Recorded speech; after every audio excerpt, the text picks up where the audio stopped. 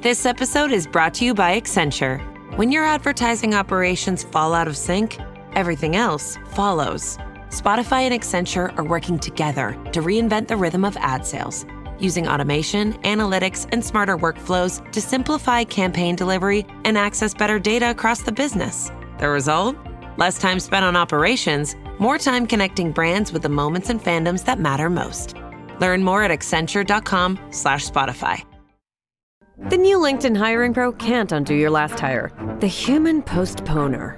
They were the master of one phrase. I'll circle back on that. But 3 months later, you are the one doing all their work and wondering how big that circle is. But LinkedIn Hiring Pro can take the hiring load off your plate by automating the hiring busy work from the initial job post to scheduling interviews. Hire right the first time with LinkedIn Hiring Pro. Post a free job today at linkedin.com/quality. Welcome to Holocron History, Star Wars Canon versus Legend. Join us as we take a deep dive into the lore of the Star Wars universe. Hello and welcome to the Holocron Histories podcast, where we talk about Star Wars canon versus legends. I am one of your hosts, Austin, also known as Teacup, and I'm here with my other host, Brandon, or also known as Ben of Temeria, and I know that might throw a lot of people you off, but VO. I'm doing VO stuff, so I need to use my real name. Yes, so I knew that just because of what you do on the when you do show notes and stuff. Oh yeah. And so one of our listeners is actually one of the teenagers that I work with. And I was telling them, and I was like, well, you know, Ben's name is really Brandon. And they were like, what? This changes my entire outlook on and I was like, does it? Does it? Does it though? Really? Yeah, It no. seems For all you minor. to know, Ben is actually my initials. My initials spell Ben. Oh. So I have 3 names in my actual name if you put my initials together, which is really cool. Yeah. That's why I used Ben. Well, if we're sharing my username, Teacup, the reason it is spelled how it is, which is Teeecup, if anyone has ever wondered, it's because those are the first 3 letters of my last name. Yeah. Yep. But we are here today with our awesome patron, Kodojo, yet again. Hello there. And You do not have to share your real name. No, you don't. Thank you. You don't have to do that. We're good. We're good. We're good with the sharing part. But we are talking about, since Acolyte has finally finished up, we all watched it. We are going to discuss it. So, mind you, for this episode, there will be spoilers. So, if you haven't watched all of Acolyte, stop what you're doing. Don't listen to this episode. Come back when you watched it. And yeah, that's all I have. This is your effing spoiler warning, as it was Sam would say in 7. Without saying the I should say it, so you have to mark this episode explicit. Oh my god. No, I don't want to do that. There's already like 2 episodes that I had to do because Toasty threw F-bombs in because he completely forgot our podcast is PG-13. Though technically we can throw 1 F-bomb in there, because PG-13 can have 1 F-bomb. So, we've done that on the Final Fantasy Lorecast, and we haven't got flagged. I'm going to save mine for a special occasion.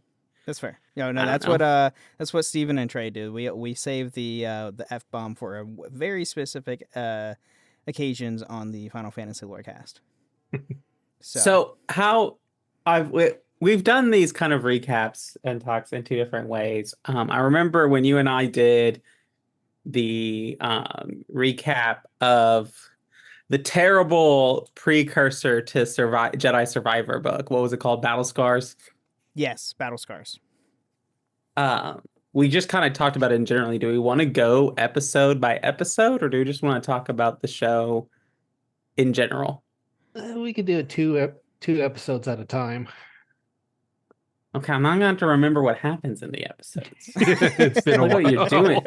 Look what you're doing to me, Coach. Dojo, really? Are you serious? So wait, this episode you want to just do the first 2 episodes? Because No. Like, okay. like talk about 2 episodes and then the next 2, and then Oh, okay. I see what you're going with. I was about to say, is like we're gonna try not get too far ahead of ourselves in the storytelling Okay. here. Cool. All right, but yeah, I mean, let's get with it. So, episode 1 of Acolyte was very interesting. We kicked off with a Jedi Master on a remote planet. Well, not remote, but on a planet, in a bar, in a cantina. Yeah. Mm-hmm. And it's our traditional gates there. Yep.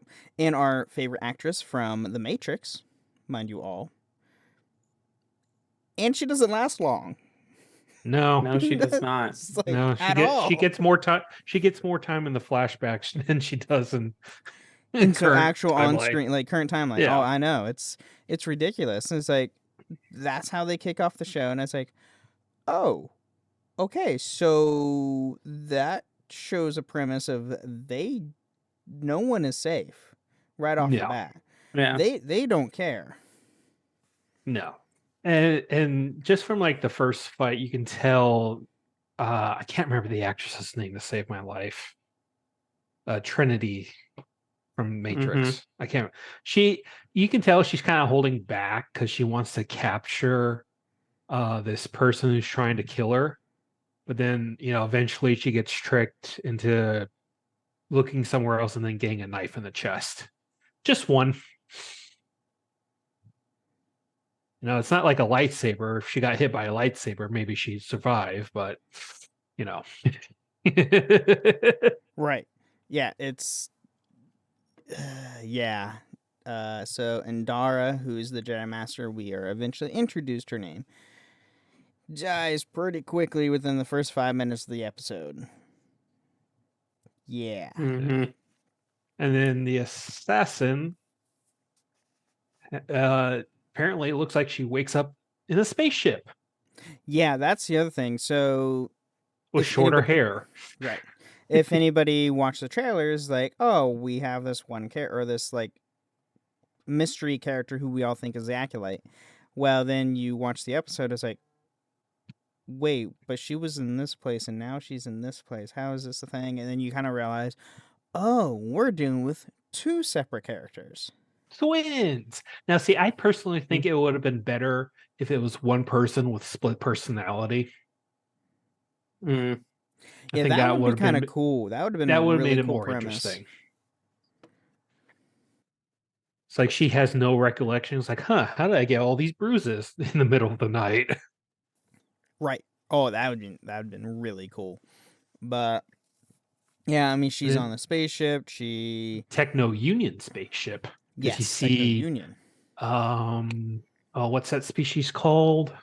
Can't remember, but Nemoidians. Yep. Nemoidians. They're going out to fix something on the hull of the ship, which isn't legal in the Republic. You have to use droids for that. And by the way, you see a live action Vector. Yes, we see a live action Vector from the High Republic. And the Nemoidians were the first time we've seen them live action since the prequel movies. Yeah, we haven't seen them since the prequels. Wow. It's been 20 years since we've seen the Nemoidians on live screen. That feels weird. I feel old now. I know. You're welcome. Damn you, Ben. You're welcome, everybody, to make yourself feel old. That if you saw those in theaters, like all of us here. So yeah, we see Vector live action. We see the Jedi Temple again. That's the other thing here at the show. They like specified where they were, like Coruscant. And I was like, well, no, duh, this is Coruscant. The Jedi Temple's right there.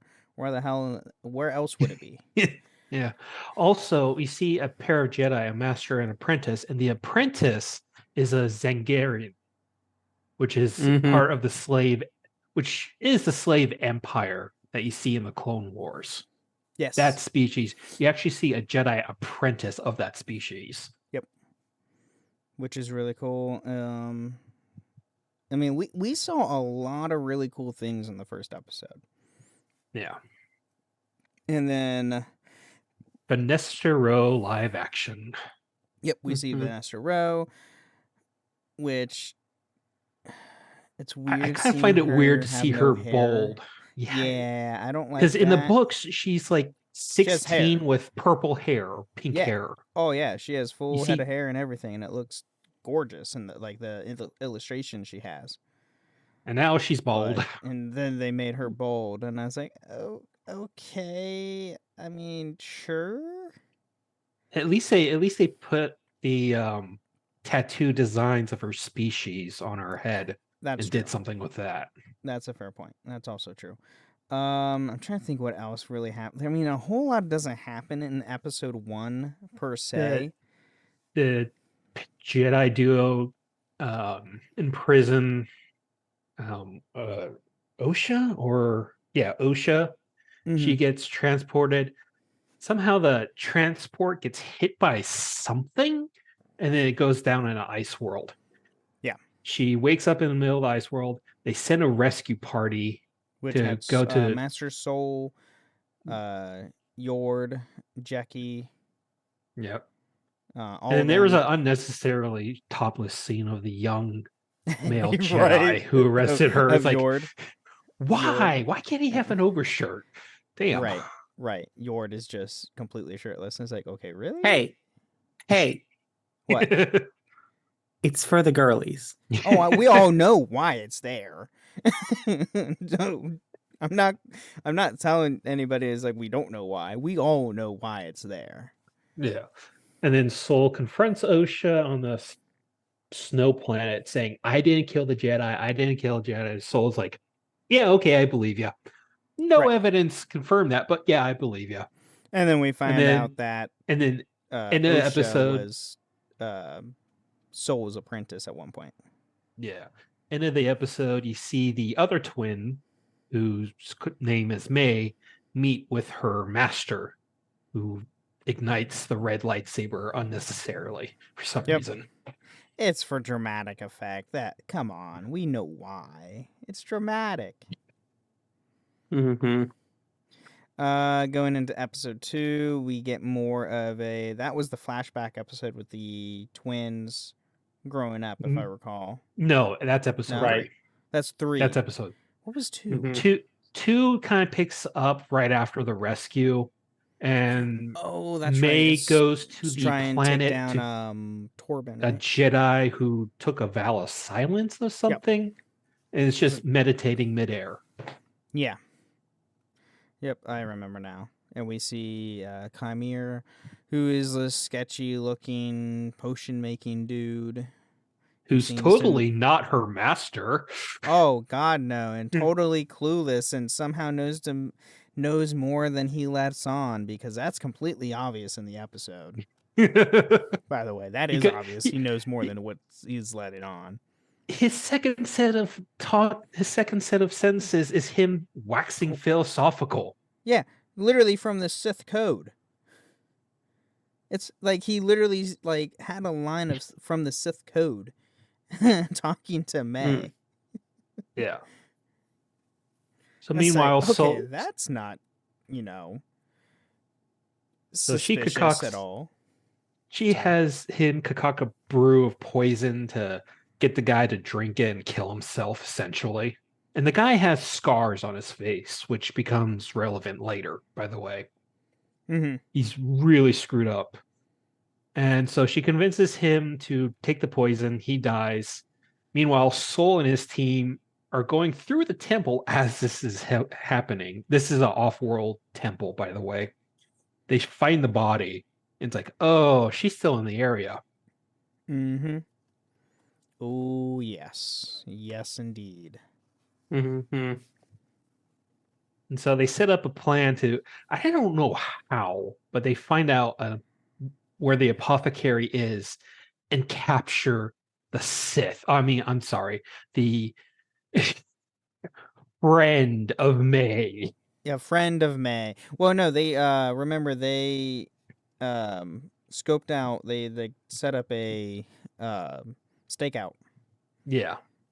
to find anybody sketchy or anything like that. And it says, hey, that's not the usual apothecary guy. Okay, let's go in. Mm-hmm. And then I would like to point out, they talk to him, set up a trap for May. And at one point, Soul hands Osha a very large stun gun. Yeah, it's over necessary large. Yeah, large. I'm wondering if they just discovered stun technology or something, for it to be that unnecessarily big. I don't think so. Well, I mean, we don't know anything of Old Republic relation yet, so that's hard to say. Yeah. So Soul and May have a confrontation, and meanwhile, you got the young Jedi Knight watching with binoculars the entire time. At one point, he could have been doing something. Yorda could have been doing something the entire time. Yeah, but Soul says, "No, you don't bother. I want to fight her one-on-one." But at one point, he literally could have just taken out his lightsaber, stuck it. He's on the second floor and just poked down, trying to get her. At one point, I'm just thinking, I hope those binocs are set to record or something, because that is unnecessary to view the fight that close. Yeah, and mind you, this is also like they had so far in this episode specifically, we see the choreograph be so much better than previous projects, in my opinion. Yeah. They've gotten so much better at their choreograph. And then some point during the fight, fight gets disrupted. Osha and May realize, hey, the other one's alive. How does that happen? Right. Yeah. May escapes. And then you go to some kind of jungle world, Kofar or something like that. Kofar, yeah, Kofar, I think. Yeah, something like that. Where we see a Jedi Wookiee. Oh my god. Yay! And that is about as much as you get to see him. Yeah. Until later. I will not stand for this Gungi erasure. Gungi is amazing. Enough said. Gungi's he's in the Empire era, so he wouldn't be. Yeah. No, he wouldn't be in this. Now, where is Bir-Yaga? That's what I want to know. Yeah. We have he might die during the High Republic novels. Possibly, since it's still being written, so that's a high possibility. But going into episode 3, where we get what? Nothing. Keep going. Oh, okay. So yeah, going into episode 3, we have now a flashback. There we go. Of the twins growing up, how they were raised by a coven of witches, because that's always a good thing to be raised by. And both are strong in the Force. Looks like when we see them using the Force, it looks like May has more tapped innate ability of using the Force than Osha does. Mm-hmm. But of course, May looks like she also uses her anger a bit more than Osha. Right. So Osha was more lean with if you want to put it on sides, the light side, where May was more towards the dark, because they used two different, May used a lot of her anger when she was fighting and using the Force, whereas Osha was very kind-hearted and gentle, so she didn't want to hurt anyone. Hence why she's not as powerful as May. Yeah. That we see as them as kids. But things go on in that episode. There's a whole ritual where May gets branded by the Coven, and you find out the planet is a Virgins. Is Virgins, right? There's a Virgins on the planet. On the planet, yeah.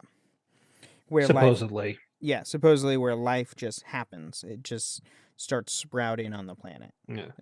That's just full of Force energy. And there's a bit of a power dynamic within the Coven, because you have a Zabrak female who claimed that she carried the twins. Right.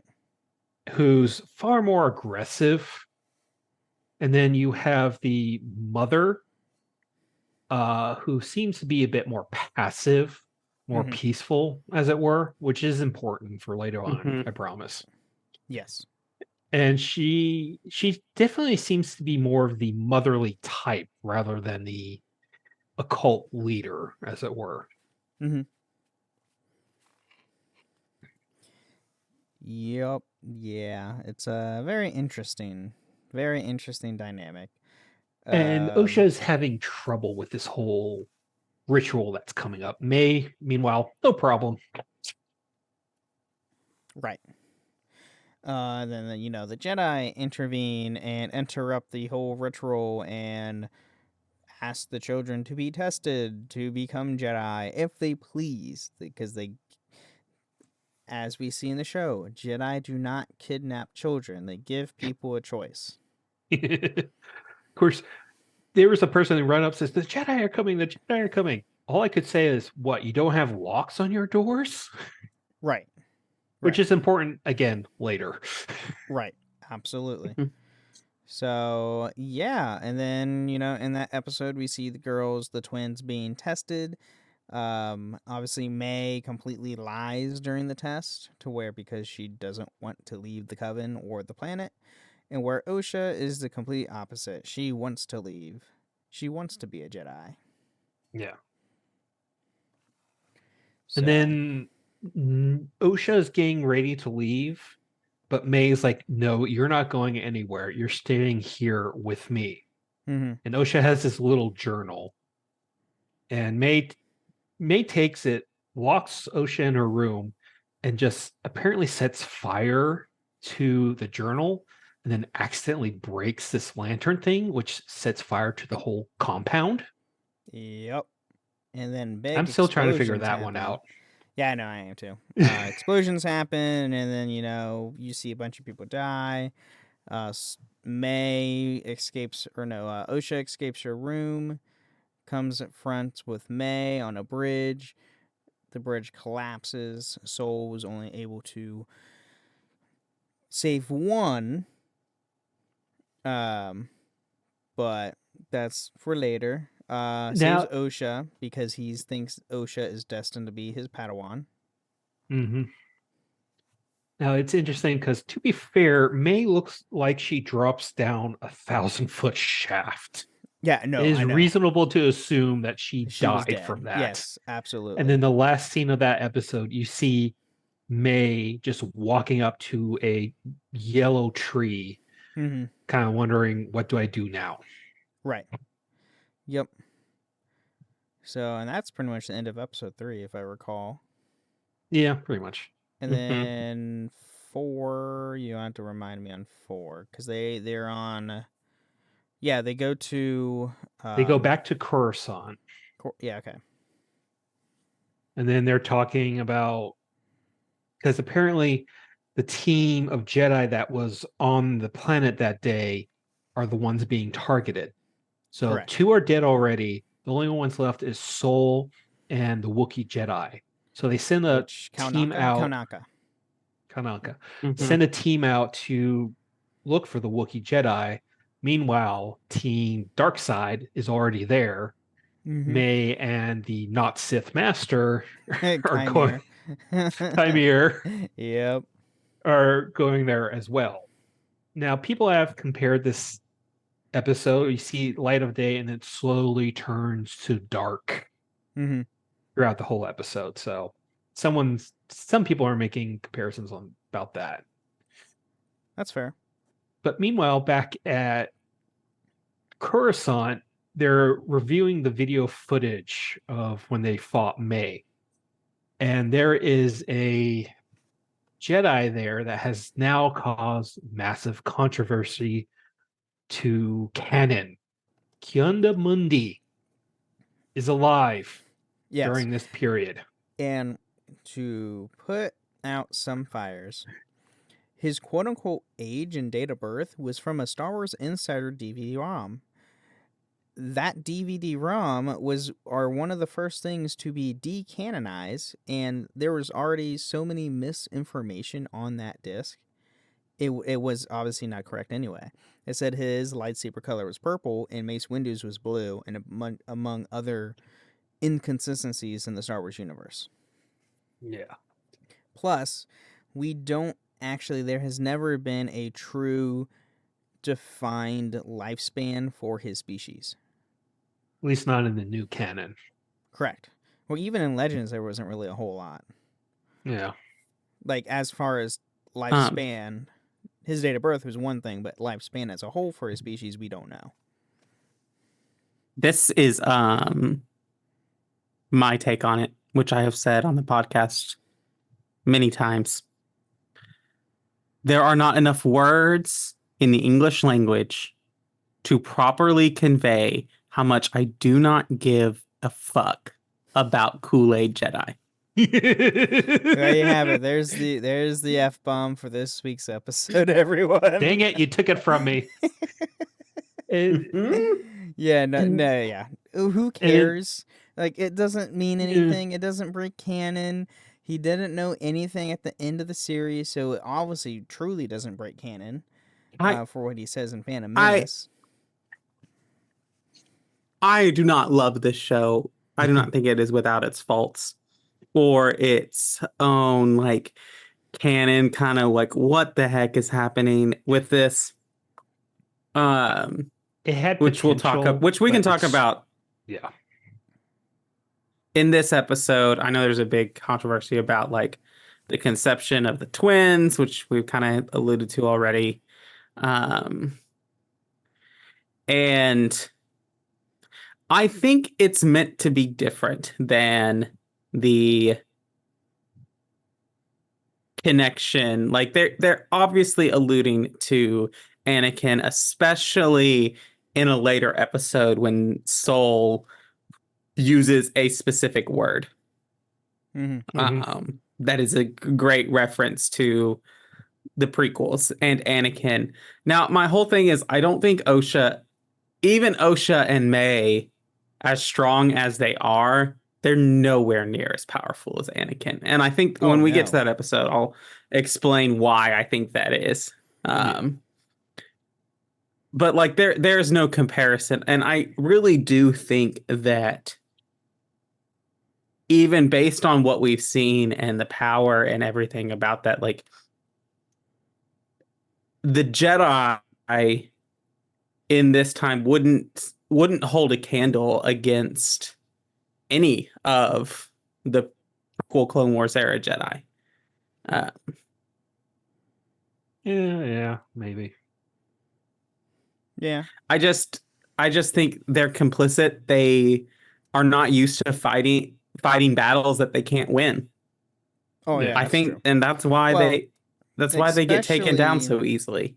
Especially so for anybody who doesn't know, the Acolyte show takes place, and Dojo, you can help me out here, around 60 to 80 years after the novels end. So there's already like a large time gap. Is it 100 years after the 100 years because after the books? Yeah, because Vanessa Rowe is 16 in the novels, and she's 116 in the show. Okay, so 100 years after the novels.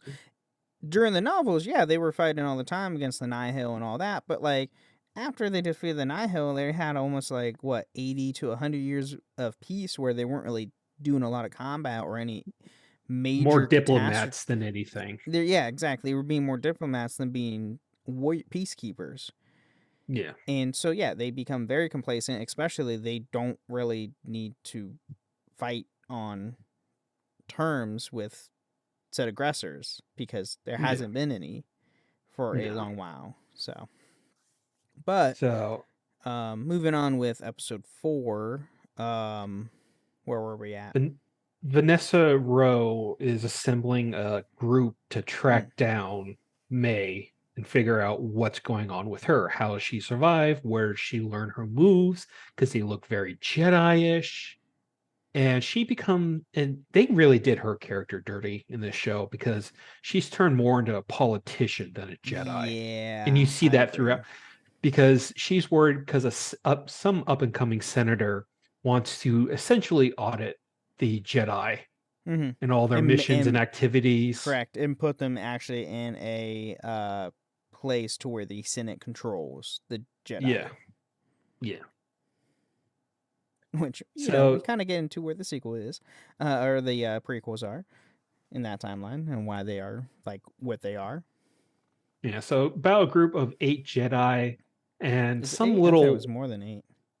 8 Jedi Okay. and a wombat of a tracker. So Yeah. some sort of rodent thing, which is a tracker that uses its nose, and OSHA go to where the Wookiee is and are tracking the Wookiee because the Wookiee is supposed to be with this settlement group. He's not. He went off to the forest. Mm-hmm. Mm-hmm. And so they Yeah. go through the forest and they come across some kind of strange creatures who almost look like pill bugs, giant Yeah. pill bugs that are attached to trees. Yep. She wakes one up accidentally. It gets killed by Soul. She feels remorseful about it because, oh no, I killed that thing because I woke it up. Which is kind of a weird thing to say. Yeah. Mm-hmm. Right. And then they finally find Konaka's place. Well, May Mhm. finds it first. Well, yes, and And here's the interesting thing. May has been having issues ever since she realized OSHA's been alive. mm-hmm. She wants to squelch on her deal. Says, I don't want to do this anymore. I just want to find OSHA, bring the Jedi to justice, and leave. Meanwhile, the helper, non-Sith master here, it's like, you can't do that. You can't do that. He's going to track you down and kill you. He gets tricked, quote unquote, tricked into a little Right. trap that hangs him upside down by the ankle. She says, I'm going to go turn myself into the Jedi. Bye. Yeah, and then you see the look on Kymir's face, and you know for a fact it's like, oh, I know who this guy is now. Mm-hmm. Which it was kind of obvious when you first kind of like met him anyway. But yeah, she runs off, finds Konaka's place, and finds him already dead. Yep. 2 lightsaber marks to the chest. Even less time than Trinity. Yep. And then the Jedi finally find the place. They think they have May cornered, and then boom, The swan coolest dive. scene, the coolest scene in the entire show. Swan they tell dive. OSHA, stay back, stay back. Yep. And Shot of OSHA, you see the Sith Master floating down behind her and just stares at her. Literally flicks his fingers to the right and sends OSHA flying. Mm-hmm. Not even, he just does a small swipe and then throws his hands out and knocks back all 8 Jedi back probably like 10, 15 feet. Oh, yeah. It's a massive force push. Yeah. It's freaking ridiculous. It's like, and then end of episode. I was like, oh. No! All right. Well, this is going to get very interesting. And with that being said, with episode 4, let's get into which a is mid-break. halfway through. Which is halfway through. So let's get into our mid-break. This episode is brought to you by State Farm. Listening to this podcast instead of doom scrolling? Smart move. Another smart move? Getting help from one of State Farm's 19,000 local agents when you choose to bundle home and auto. Bundling, just another way to save with the Personal Price Plan. Prices are based on rating plans that vary by state. Coverage options are selected by the customer. Availability, amount of discounts and savings, and eligibility vary by state. This episode is brought to you by Perfect Bistro Cat Food. Cats, this ad is for you. Has your human ever called you picky, persnickety, choosy? If so, Perfect Bistro Cat Food is for you. With ingredients like wild-caught tuna and pasture-raised lamb, tantalizing textures, and delectable flavors that meet even the most discerning cat standards. You're not picky, you're just perfectionists. Perfect Bistro, mealtime perfection for every cat. Have your human visit perfectbistro.com.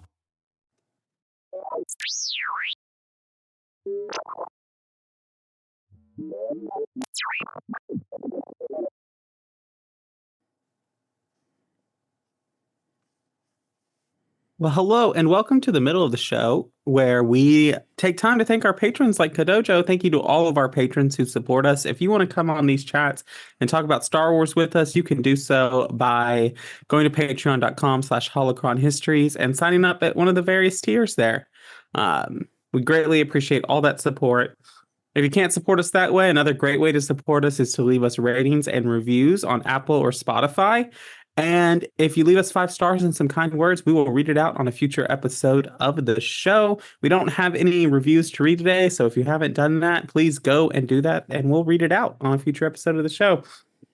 Lastly, you can find all of us on Discord, on the Ben and Friends Discord, podcasting Discord, Cups Podcasting and More Discord server. Got the name for a minute.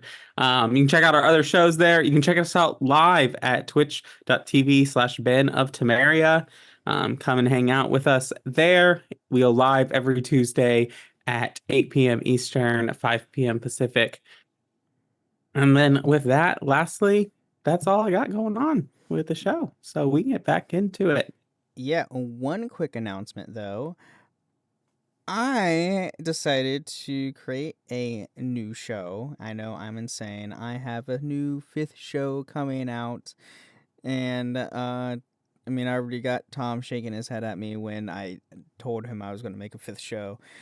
But if anybody likes the Mobile Suit Gundam series, I am doing a Gundam Lorecast with my good old friend on my Discord, Lore Tenebrae. We are going to take a deep dive into the Gundam series as a whole over the 45 awesome years it has and continuing to this day. So, hope everybody is excited to hear about that. Those episodes we are starting to record next week, so stay tuned, and they will be live on Tuesdays after this show at 9 p.m. Eastern, 6 p.m. Pacific.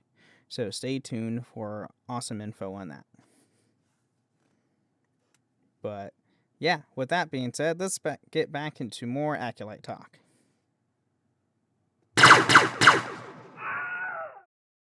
If you want all of your data in one place, you need the Intuit ERP. I'm Damon John, and I run my growing business on Intuit Enterprise Suite. Learn more at intuit.com/ERP. This episode is brought to you by Adobe Firefly, the all-in-one creative studio with AI-powered image and video generation. Built for today's creative process, Firefly helps you generate, edit, and experiment fast. Because the asks aren't getting smaller, and the timelines? Woo, yeah, still tight. With all the best creative AI models in one place, Firefly brings your ideas to life. Learn more at adobe.com/firefly. All right, we are back. And now we're in episode 5, where things get dark. Things get dark. Mm-hmm. Where we see a lot of Jedi getting massacred by one individual. And I mean massacred. Who? Who what? Who gets massacred? The Jedi. All the Jedi. I would like to By say who? Oh. By which we'll go into. So if you guys listened to last week's episode, me and Austin talked about this for a bit, where I mistakenly said it was as bad as Order 66, which it's not. Which I agree, it's not as bad. I retract that information, but it's still pretty dark.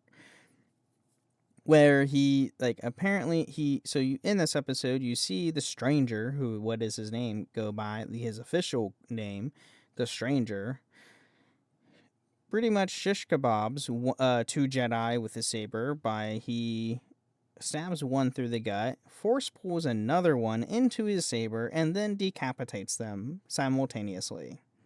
Yep. And then kills 2 more before that, slash to the gut, stab through the heart. So you're down to 4, down by 4 Jedi almost right then and there. 2 minutes in. Right. Oh, absolutely. Then you see Yor try to fight him, and oh, by the way, when the Stranger's fighting, he's headbutting lightsabers left and right because, if you listen to last week's episode, his helmet is made of cortosis, which has the ability to short circuit lightsabers. And he also has a form piece. Yeah, he has a as well. gauntlet as well, a forum gauntlet that also is made of Catorsis. So he's headbutting and like hitting back lightsabers and short circuiting them for a bit. So he has the upper hand in combat. And Yord tries to take him on, gets defeated and gets pushed away, and then he fights Soul, which was a really cool fight to see. Oh yeah, and then Soul seemed fights. like Go on. Soul seems to be the only person who's capable of fighting a Sith for some reason. Right. Well, quote unquote Sith, Yeah. as we find out. And then he is a Sith. I'm not dealing with that. He is a Sith. I'm not dealing with this whole like, oh, he's not really a Sith. No, he is a Sith. He is playing people. He is saying that I'm not a Sith to like play with Soul. No, he is. Now, I think there's debate that he is not perhaps the Dark Lord of the Sith, which we might talk about, but he is a Sith. Yeah. Yeah, that's fair. So Soul tells Yor to take Osha and run. Yep.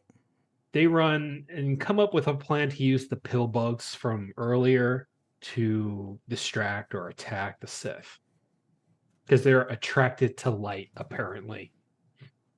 How she knows that, I have no clue. Anyway. Star Wars knowledge, that's it. It's the Force. Yeah. But anyway. Meanwhile, Soul and his new apprentice? No, it's your Yord's name. I thought it was Yord's Padawan. I'm not sure. No, he's Soul. Yord's Padawan is the Zangarin? Yeah. I think so. Oh, okay. Well, anyway, Jackie starts fighting, and that fight was cool. Oh, yeah. Until it's not, until she gets hole punched. Now, that is an interesting fight sequence there. He gets her in a one-on-one. He blocks her blade, disattach the bottom part of his lightsaber, ignites it as a second lightsaber, and just stabs her 3 times right in the chest. Yes. Oh, it is like hole punched. And I was like, oh. And by the way, this is also a unique lightsaber design where it's not a Shoto, like a standard split blade. It's like almost a light dagger. It's a lightsaber dagger. It's very, very, very short. Shorter than way shorter than a Shoto. So it's more on line with like he has a lightsaber dagger configuration in his lightsaber. Yeah, dagger-like. And Jackie managed to knock the helmet off just before she dies. Yes, which and reveals his face and to nobody's surprise. It's Chimere, and I was like, okay, yeah, we all saw that coming. That was pretty obvious. Yeah. And then Yor and Osha return to help. Yor actually takes the helmet and uses it against the Sith's lightsaber, which forces them into almost hand-to-hand combat. And then probably one of the more brutal kills of the night happens there. Yeah, and most brutal in Star Wars Disney, in my opinion. Yeah. Because he just straight up literally snaps his arm and then goes around and does a whole neck snap, and you see it all on camera, on screen and everything, sound and all. And it was like, oh. And that's where when I saw this, it's like, Disney, are you guys okay? Are you okay here? Like, we normally don't see this. Yeah. Meanwhile, Osha and May are having their own thing. Yeah. They're off doing their own thing, and then May intervenes. Their own thing. Then Soul again tries to defeat Chimere, which pretty much becomes a stalemate. It doesn't go anywhere. It's like, you don't kill a person that's not armed. Right. And then something tells them they should make an exception in this one case. Right? I know. And then at the end of the episode, we have May and Osha fighting each other. May knocks out Osha, takes her clothes to essentially try to deceive Soul as he returns back to the Jedi to report all that has happened. Yeah. But I would like to point out the stupid way May cuts her hair. Yeah. It's such a weird head flick and lightsaber flick. It's like, I'm surprised weird. she didn't slice her own face off with that. Right. Oh yeah. And the Sith escapes, quote unquote, when the pill bugs come pick him up and fly him off to the distance. Yeah, then he finds Osha unconscious and takes her. Yeah. When we go into episode 6, which is Osha and May essentially on their own things with Soul, and Osha with Chimere. If I recall, that's correct, right? Osha and Chimere on some planet. Yeah. One of their some hiding unknown holes. planet, quote unquote, and they talk all philosophical, and Chimere offers to train Osha in the ways of whatever he Sith. does of the Sith, essentially. And The Sith. The Sith. Anyway, and there's that unnecessary sexual tension scene where he's in the pool really cleaning weird. off. Yeah, that was just also so weird. stupid. But we all know why. We all know it's why. For the girl. Yes. It's for the girlies. We all know why. Oh, and the wombat survives somehow. Oh yeah, the little survives. wombat tracker survives. Who it's Star Wars. Of course the cute little animal is gonna survive. It's Star Wars. And he figures out that's not Osha, that's May. Yeah. And then because he had been tracking her. Yeah. And then May is on the ship with Soul trying to deceive him, but that doesn't work. And then Soul binds May up and tries to tell her the truth of what happened. I mean, that's pretty much all that happens in that episode. And then we get into episode 7. There's really not a whole lot happens in 6. Well, I would like to point out, I think he's fixing his helmet. Yeah, he does fix his cortosis and helmet. I swear, you look off to the side and you just see a vein of cortosis on the wall. Oh, I didn't think that. I didn't. Yeah. See. Oh. Yeah. He's fixing it, and just right off to the side is a vein of cortosis. It's probably not enough to mine, but it's enough to make like a helmet or a bracer or make repairs to this thing. Interesting. Huh. Yeah. Oh, and then you forgot the best part of episode 6. Vanessa Rowe leads another Jedi team to investigate what happened on the planet. And she's like, what's this feeling? And then activates her light whip for about 2 seconds before shutting it back off. Yeah, that's the only time we see the light whip. Yeah. It's cool. It's really cool. Yeah. Oh, and then Osha puts on the helmet, and you can visibly see there's no way a person can see through that stuff. He calls it a deprivation sensory helmet. Yeah. It's the same thing that Obi-Wan does with Luke in A New Hope. Yeah. Or I mean, you could also compare it to Kanan when he finally learns to use the Force as a way to see, and that's essentially what I think Chimere does. Right. It's a way to focus himself to where he blocks everything out, and it's just him and the Force. Mm-hmm. So he did that entire fight without using his eyes. Pretty much. Yes. That's a scary thought right there. Yes. Oh, absolutely. It's terrifying. And then go on. Sorry. We have 2 more episodes to talk about, right? Yes. We're getting to the controversial episode of episode 7. We're getting there. So we get the our second flashback episode. Mm-hmm.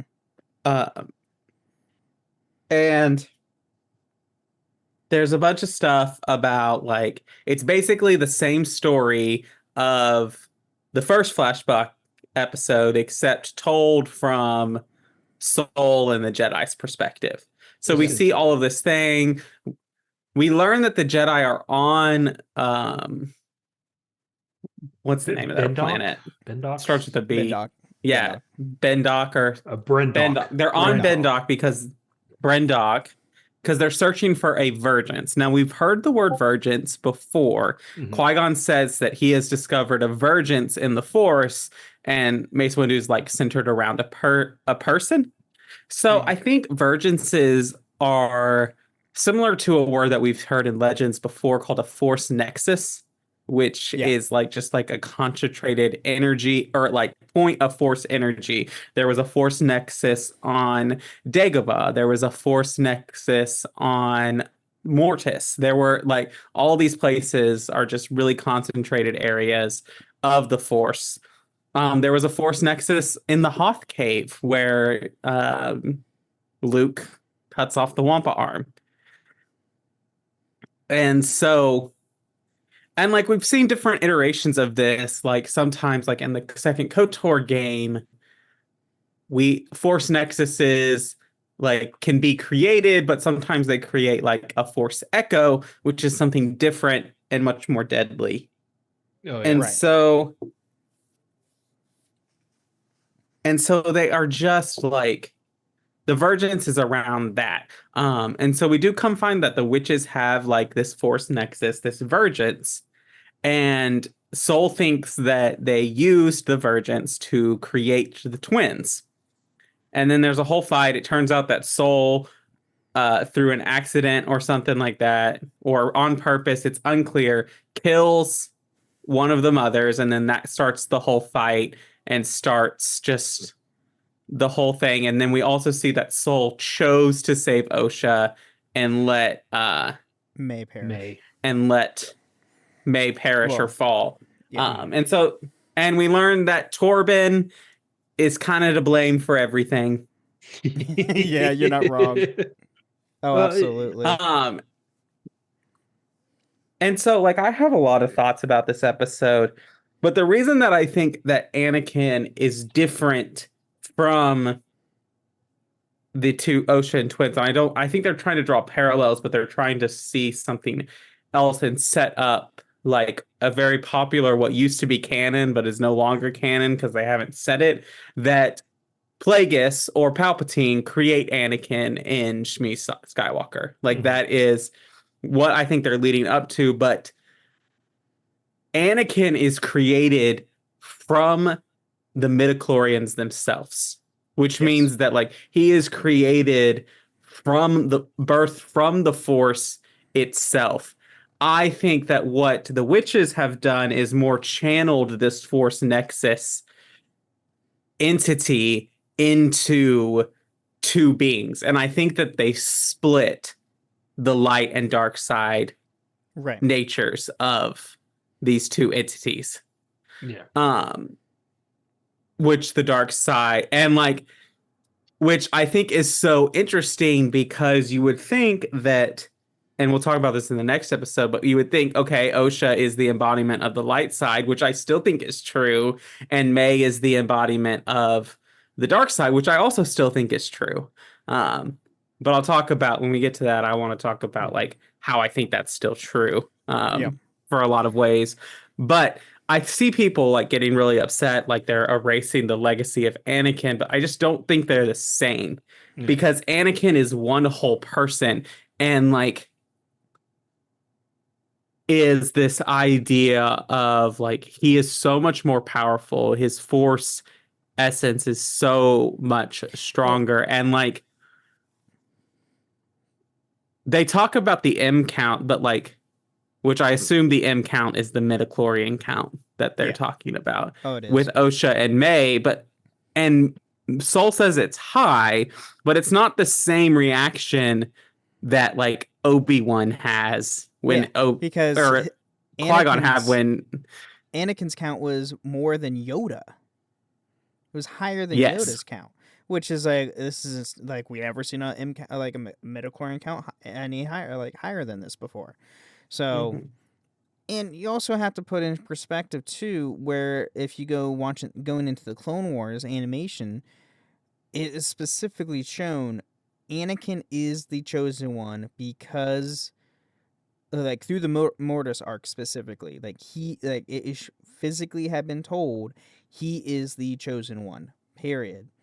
So the twins existing does not do anything to his legacy or going into his story whatsoever. It's just a coven of witches trying to create life out of nothing and trying to more what I think is on their lines of thinking is trying to extend their own lifespans of a way, specifically like the mother of the coven. Yeah. Because we find out the twins are of originally one individual split into two, like Austin said, and I believe it was probably some sort of version of the mother that she's probably could have like reincarnated, like herself into and took over that body to continue her life. That's a possibility. So, I mean, we don't know the full story as of this because Acolyte is. It was announced it is a multi-season series, so we are going to get more seasons of the Acolyte to expand this story. So that might not be the case. Well, depending on how things go going forward. So we don't know yet. We're hoping. Now, I will say, even though there was a lot of backlash of Acolyte and everything, it was one of the highest viewed Star Wars properties on Disney Plus. Period. It's more. It was viewed more than Mandalorian. Yeah. So anyway. let's recap the finale, and then Kodojo. I know that based on like what you had said once in like the Discord that you were not satisfied with the show. You said it had potential, but it kind of fell flat. So I'd love to hear like an expansion on your thoughts on that. Yeah. So the last episode. I would like to say one thing about episode 7. Brendock was one of the worlds affected during the High Republic's disasters, which is the hyperspace disaster. That's right. Hyperspace disaster. It was hit by one of the pieces of that ship, ruined the planet, and now about 100 years later, it's thriving with life. Yeah. That's why the Jedi are there trying to figure out why this is. And that's the only reference we got from the novels. Is Brendock the first planet we see in the book? No, I don't think so. That's not the one where they have all the different perspectives and there's like... Because I remember reading one of those in that first Light of the Jedi book. Valo, I think. And there was like the guy like, hey, I really want to ask out this girl. Yeah, and then he does, and then... That's Valo, because Avar Kriss gets the title of the hero of Valo. Okay. No. Brendock was a new planet they made for the show, but they tied in with the hyperspace disaster of the Nihil. So, sorry, I just want to throw that in there as to why the Jedi were there. They figured there was a emergence on there, and they were looking for it. That's how they stumbled upon the Witch Coven. Yep. Anyway, episode 8. And so this one, we get the final like climax. Osha has a force vision where she sees what she thinks is May over Master Soul, getting ready to kill him without a lightsaber activated. Chimera is basically like, oh, she's going to do this, kill a Jedi without a weapon. So they all go, May and Soul go back to Brendock to kind of draw everyone there. There's a final bite, which I want to say, like, before we get into all of the, like, ending and everything like that, there is a final fight between Soul and Chimera, which reminded me so much of Crouching Tiger, Hidden Dragon fight scenes. Oh yeah, which I really just loved. I've seen behind the scenes stuff when they were doing this episode, and they said they took inspiration from that, and they took a lot of inspiration from Revenge of the Sith, how Anakin and Obi-Wan were constantly fighting each other regardless where they're at. Closed space, open space, all the above, and that's what they were doing in this fight. It didn't matter where they were. They were literally going head to head with each other on a regular basis. Yeah. I think, I don't know about you, Kodojo, but I felt like that fight was probably in my at least like top 10 of lightsaber like one-on-one duels in Star Wars. I can't remember too much of it, honestly. I mean, it wasn't the best fight, but we did see Soul use a really cool force move to like force push Chimere and his sabers away. I mean, that was pretty cool. But that's Yeah. about it. Oh, and before I forget, I mean, obviously, like nothing. I was just gonna say nothing's gonna top like Duel of the Fates and heck no. Battle of Oh, no. Heroes. So Oh, like, no. But so but- anyway, hang on Anyway. 1 sec, Dojo. sorry, go ahead. One thing from episode 7 is we find out how strong a fully grown Wookiee Jedi is, and you don't want to mess with them. I No. completely forgot about that. no, Kalnaka got You possessed. really and it's don't. like, oh, you don't want to fight a Wookiee Jedi. That's terrifying. Anyway, back to episode 8. So it goes on. Soul captures May. May escapes. They go back to Brendok to finish it, as it were. And Osha and the stranger both agreed that, okay, we're leaving. We're going to go find my sister. We're going to do all this, yada, yada. They're walking towards the ship. And then we get a cool, awesome shot from, I'm hoping, might be a different cave, but it's probably the same cave, which brings up different questions of what looks like a mule, which we never get an official name for this character. We all Just know who it is. Let's be honest. Look out, just to look out the cave at the two leaving, watching them, and you can see the red and orange eyes, and it's like, oh, this is so cool.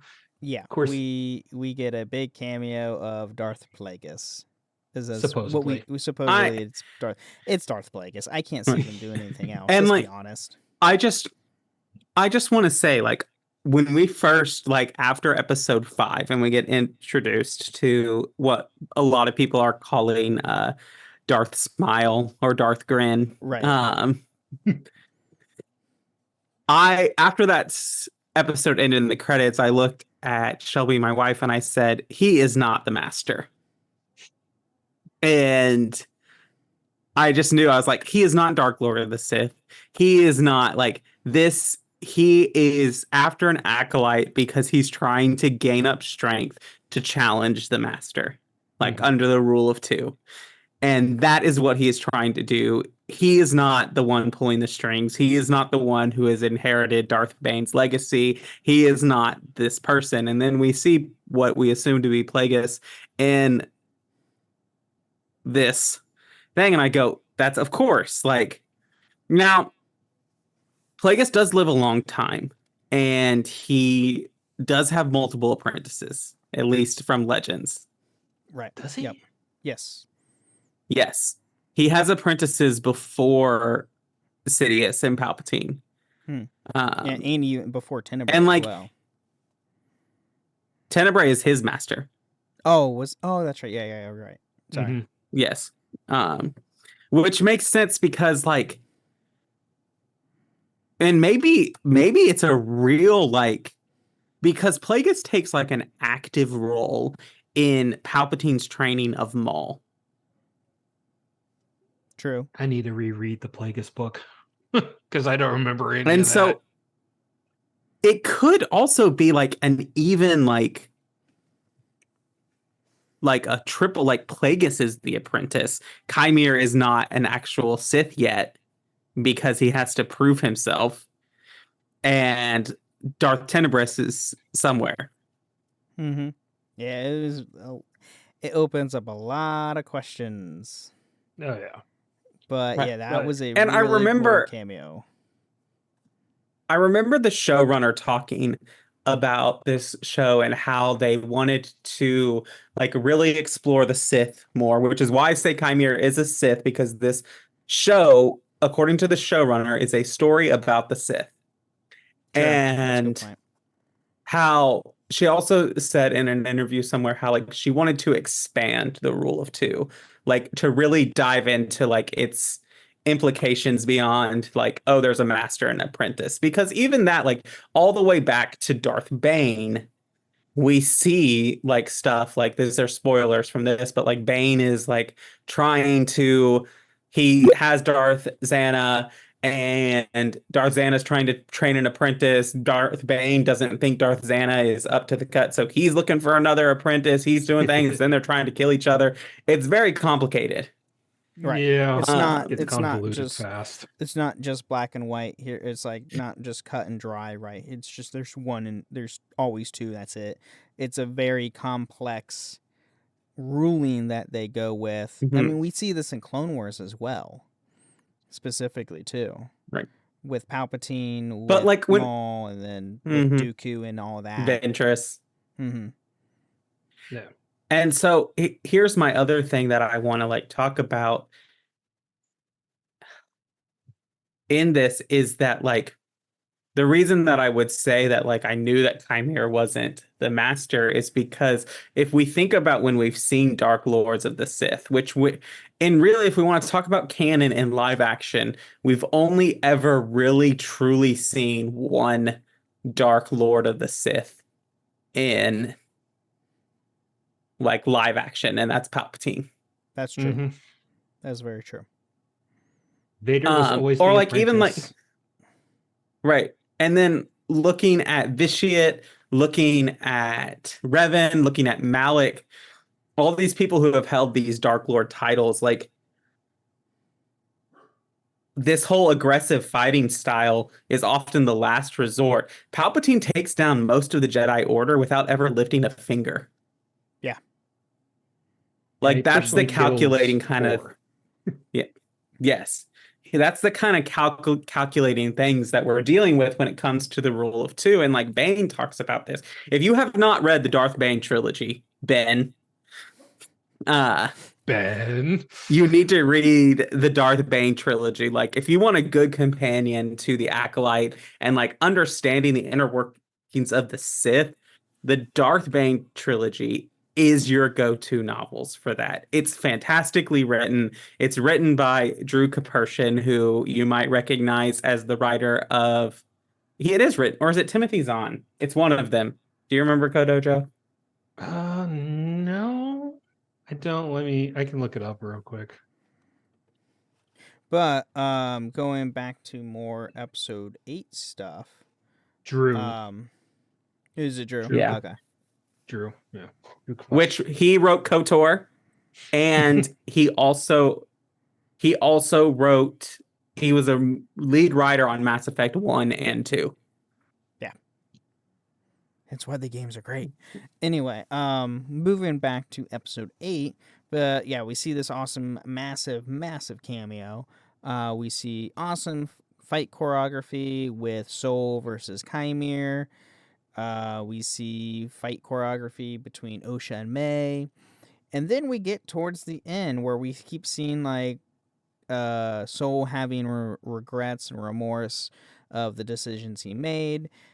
Finally told everything to Chimera and May all together with not knowing Osha was in the back listening to everything. And we see his windpipe start squeezing and crushing, and like we see that not May, but Osha is the one force choking him with his lightsaber hand cracked with the kyber crystal exposed onto her hand, and we see a glimpse of it being bleeding, bled, which is awesome seeing that in live action.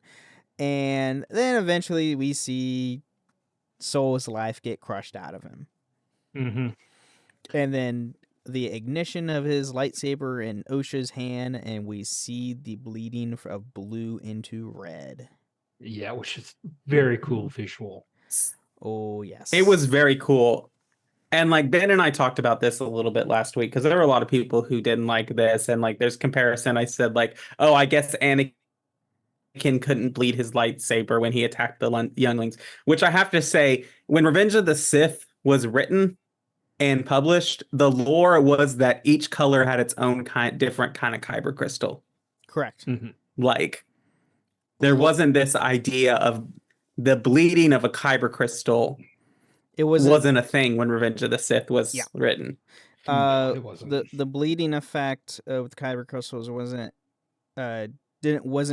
came up with until 2014, when Revenge of the Sith came out in 2005. 5. Yeah. So, and God. then during that time with, yeah, I know, right? Saying that out loud hurts my soul. During the time when the films were first coming out, each color had its own specific purpose. Like blue was for the Guardians, for the ones who were more in combat. Red was for Sith. Green were more used for people who were more in depth with the Force. Yellow, which we didn't see on screen, but in the games was more of in between those, the combat and the Force, and that was the representation of the crystals. Yeah. Well, And when Disney took over, they made it a lot more complex into those things, to where it's based on the individual rather than said like role you are. Even during the prequels, they had a small short story or a comic series where they explained how Maul got his crystals. He literally forged the red kyber crystals. Yes, in some and kind of little that's the other forge thing. Red crystals in Legends, and obviously this was also not shown in the Clone Wars TV show or the movies or anything. In Legends, red crystals were synthetic. They were created. They weren't normal crystals. You couldn't get a red crystal from Ilum or anything like that. It was a synthetic made thing. Yeah. And that's because, like, George Lucas early on, like when he was creating Star Wars, you have to remember that, like, everything Star Wars, especially the original trilogy, is written with the backdrop of the Vietnam War. Like, it was highly, like, historical context. Like, you can't get around it. George Lucas had the Vietnam War in mind when he wrote the original trilogy. I mean, you can look at the Battle of Endor on the Forest Moon and basically draw your own comparisons in that. And so this is the thing of, like, there was very much this idea of, like, machine versus man, machine versus natural order of things versus synthetic created. So, of course, the dark side kyber crystals are synthetic, because that's what George Lucas was trying to say. The dark side creates and mimics what the light side accomplishes through a natural order. Right. And I would also like to, in my personal theory, is that was Anakin Skywalker's personal kyber crystal when he launched the attack on the temple. So this crystal was already in tune with him. Now, when during the Darth Vader comics, I think 2020, he had to go defeat a Jedi, take his crystal, and enforce his will on that crystal. The crystal fought back. The crystal lost. It bled. Yes, and which we don't see a timestamp on how this happens. It's what the quickest we've seen. Like in comics, we can't see a timesheet on the panels. But when we see it in Jedi Survivor, Dag and Garrett, he does it pretty quickly. So bleeding doesn't take all that much time. But his in was the real more world. orange than, Mentally is different. Yeah, his is more orange than red, though. Yeah, it was kind of like it was weird. But anyway, it comes back to me like if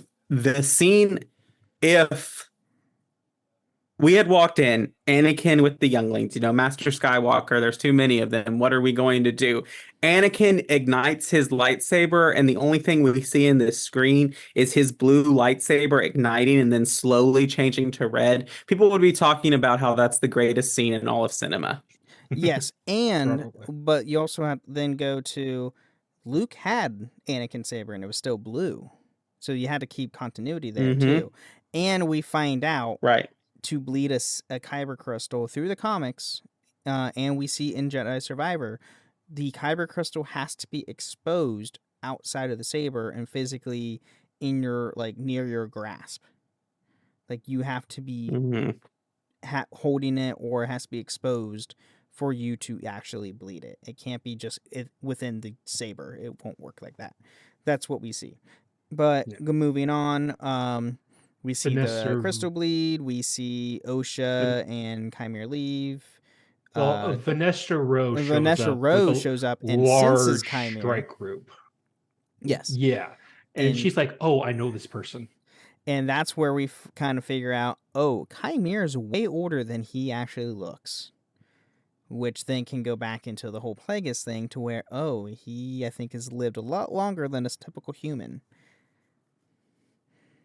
Well, because he said to Osha, and I quote, that, oh, I was once a Jedi a long, long time ago. Kind of hinting, okay, maybe he's, thinking, oh, it's just a long, long time ago for him mentally.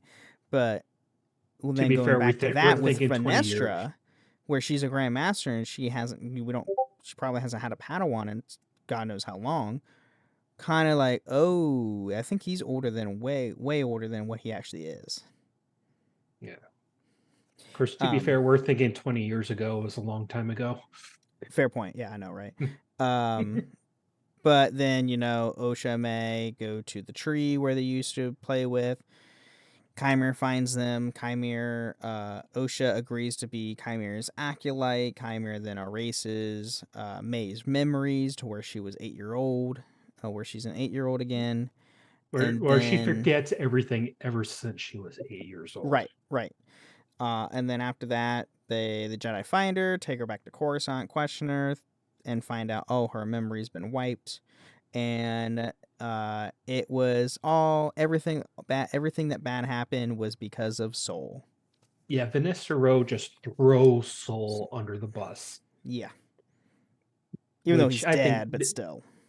That does Vanessa Rowe even more dirty. Right? I know. Yeah, so here is my take on this, because I've seen a lot, like I said, I've seen a lot of sorry, stuff about... Oh, yeah, there is one last thing. Yeah.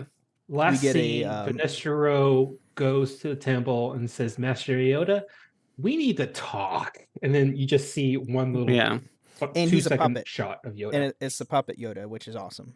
It is the puppet Yoda, which I love. So my take on this is that Master Vanessa Rowe is doing everything she can to maintain the order. Yes. And the truth of the matter is that if it got out that there was a Sith Lord, especially like if the Battle of Rusan and all of this stuff is still canon, and we've gone nearly 1,000 years without a real like exposure of the Sith Lord to the Jedi, I understand why they want to keep that quiet. Oh yeah. And I don't think a lot of people are talking about like, oh, this shows that the Jedi are actually bad. The Jedi are the bad guys of the story. This is a story. Soul is an antagonist. He is not a villain. Yeah. He's desperate to grab at straws that aren't there. Mm-hmm. Yeah. And I think that like the truth of the matter is that Soul believes that attacking the twins' mother was the right thing to do. Now we can debate whether this was the right thing to do or not, or whatever. To be fair, but when he killed her, her eyes went black, and all of a sudden she was becoming this mist monster thing, and that was also affecting the child that he thought was Osha, but was in fact May. Correct. So I don't know if he was doing it because he hated her or because he thought he was protecting the child. Right. Yeah. And I don't think that Soul really acted in a way that wasn't the Jedi. The truth is that like, and I talked about this, Osha and May are very much remind me of the son and daughter in a lot of ways, but like very different. And like Osha is definitely like the embodiment of what I would consider the light side and May the dark side. But like what solidifies that for me even more is that the Jedi believe that anyone is susceptible to temptation and falling, and anyone is also redeemable. And in a lot of ways, May is redeemed and Osha is corrupted and falls. Yep. I would agree with that. Because May doesn't kill, makes the choice to not kill in anger and vengeance, and Osha does. Yeah. And so there's that. But so Kodojo, you were not satisfied with the series. So why don't you share just a little more about that? Well, okay. I think it would have been slightly better if they put the flashbacks as bookends. You have the first flashback showing from May and Osha's perspective of what happened that night. And then you come to modern day, and then you have Osha, who wants to belong, who wants to be part of something, who threw that away to try and join the Jedi, but couldn't do that and was forced to leave the Jedi Order. May wants justice and wants the Jedi to pay for their crimes of what happened that night. Soul wants meaning in his life. He wants, I have to be something more than I currently am. Maybe this vergence, maybe if I train this person who may be part of a vergence, will give meaning to my purpose. If they just stuck to those 3 storylines of those characters throughout the series, and then at the end, Osha finds out Soul tricked her into, not lied to her about what happened that night, which caused her to leave her family that was there. That caused her to turn to the dark side. May kind of gets her justice in that sense that the Jedi who caused the destruction of her family are punished, are essentially punished, and then it's not really revealed of what actually technically happened that night. And then the last episode shows the series of events that led to how that witch's coven was destroyed, of a series of misunderstandings. Soul and the apprentice, whose name I can't remember, Corbin just wants to get off the planet. He was there for 7 weeks on the planet, being bored out of his mind.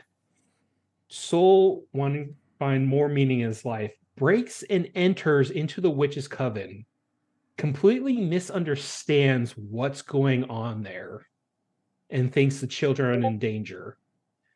The female Jedi Master Trinity is saying, no, we're done. We have to leave. This is getting too out of hand. Right. And just a series of considerable amount of misunderstandings that happened that night. Yeah, I mean the show, I like the show as a whole. It has its flaws for sure. And it was, not the perfect Star Wars show, but I mean it did expand the lore.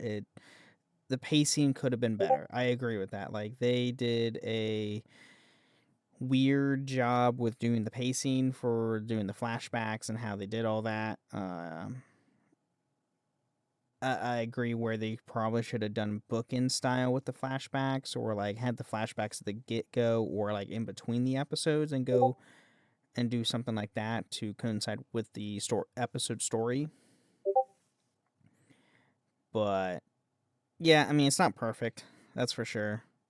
It just kind of, like, watching the show kind of reminded me how they did The Witcher season 1, where it was, the timeline is all, like, the episodes were in completely different spots in the timeline, but that was to represent the original book, because the original 2 books were short stories in The Witcher, where there was no cohesive, like, storyline. It was all out of whack with the timeline. But yeah, I mean, for Star Wars, it probably is not the best move. You should probably have some flashbacks in the episodes, in between certain moments, to give us context, and that's it. That's my 2 cents.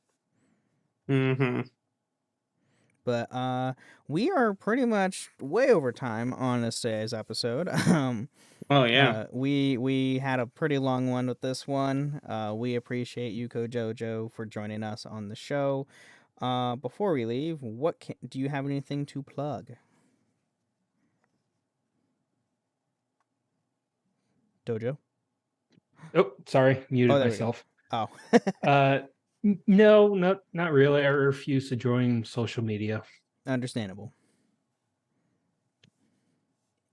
but cool. Well, Austin, you can leave us out. All right.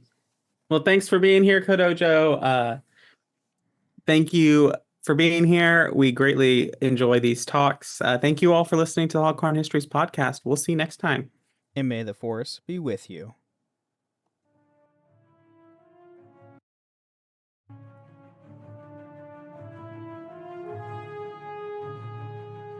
Thank you for listening to Holocron Histories, Star Wars Canon vs. Legends. You can find us on the Robots Radio Discord at robotsradio.net, the Ben and Friends Podcasting Discord, and even at the Cups Podcast and More Discord. You can find us on Twitter at SWHoloHistories, and even email us at holocronhistories@gmail.com.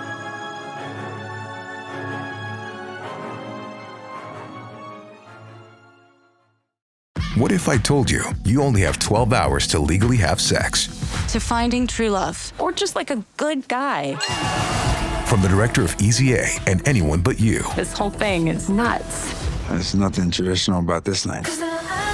On August 7th, the clock starts on the summer's biggest rom-com. I'm Owen. Allie. What about you and me? Monica Barbaro, Callum Turner. I've been told I'm a 7. By who? Your mom? Nah, she thinks I'm a 10. One night only. Rated R. Only in theaters August 7th.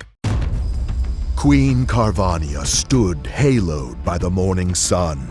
An army hung on her every word. My champions, I have sold my chariot on Carvana. 'Twas a lovely SUV, an inexplicably queenly offer. They're even coming to the castle to collect it. Tonight, we feast! An offer you can feast on. Sell your car today on Carvana. Pickup fees may apply.